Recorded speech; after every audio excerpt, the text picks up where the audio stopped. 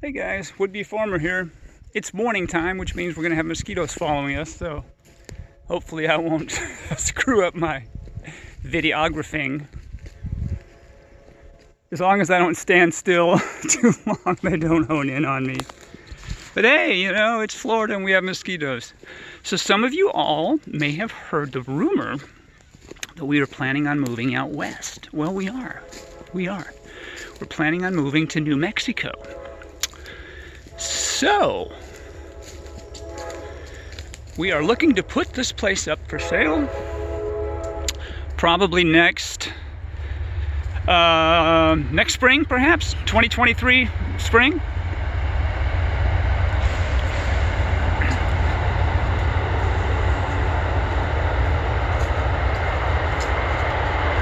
So, yeah, that's the train you hear in the background, hooting and hollering and making noise.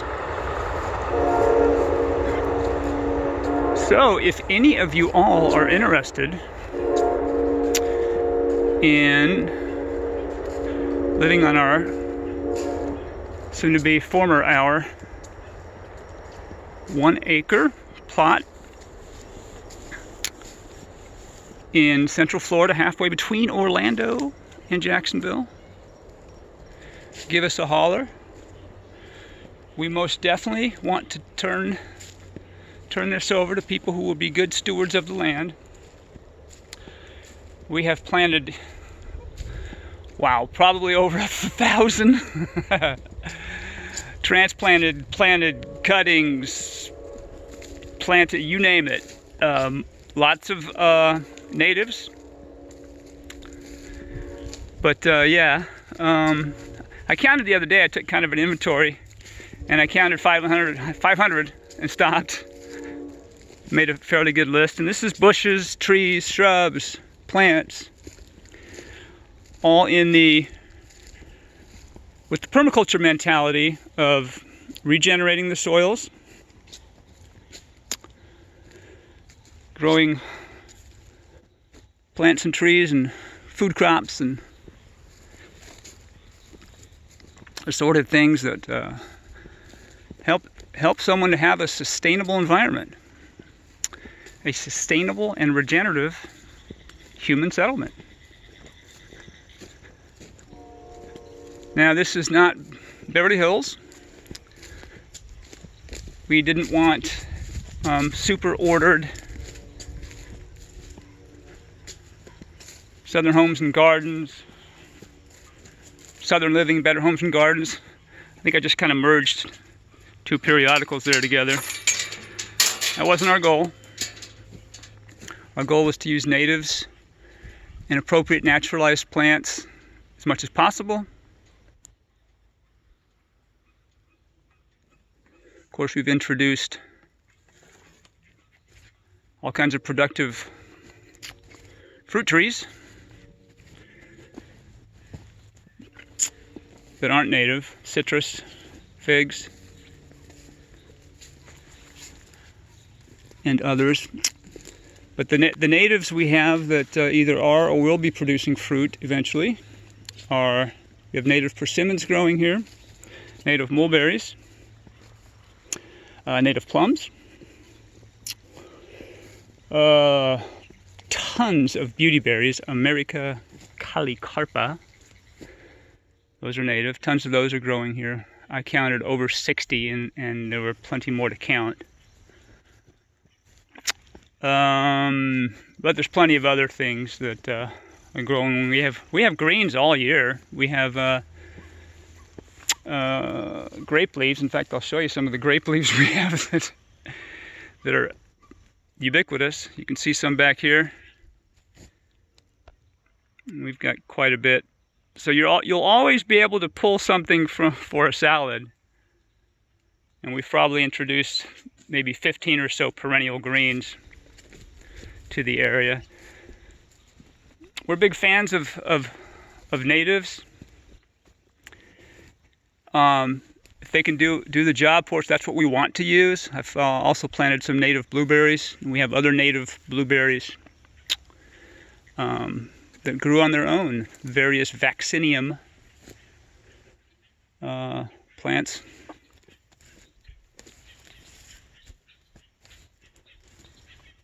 So if we find native that will perform a function, whether it's nitrogen fixing, nutrient accumulation, providing good animal habitat,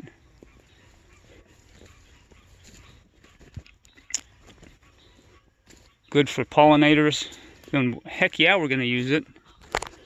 We also are trying to feed ourselves from the land as well. And if we only relied on what grew here naturally, I suppose we would be relying on some berries like blueberries. Hops is a native, we would probably rely on that. Mulberries. Native persimmons. Native plums. Let's see, maybe a native malus, a crabapple. But there aren't a lot, pawpaws perhaps, there aren't a lot of native fruits that provide a good amount of calories. So like I said, definitely mixing those in.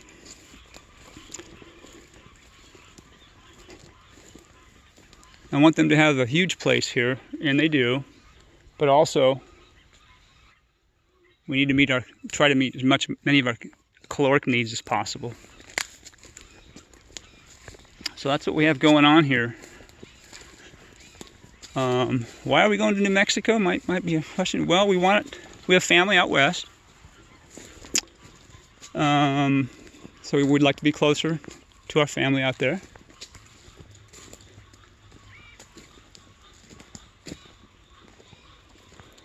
The idea of another project that's a little bit different from Florida. We'll be at elevation about 6,000 feet. That's going to be different. That's clearly going to be different. Silver City, New Mexico. Going into our silver years, so Silver City seems appropriate.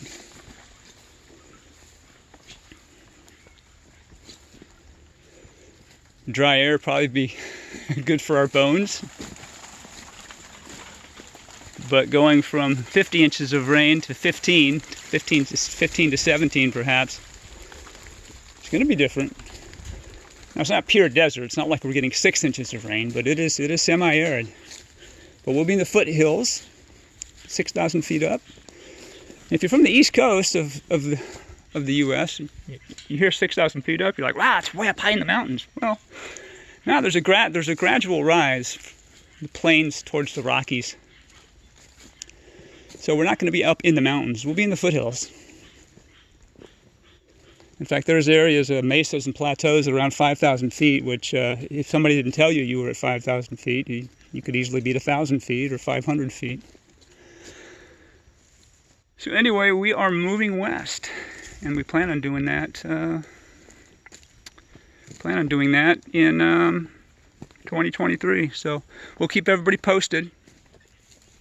In the meantime, we will continue to be planting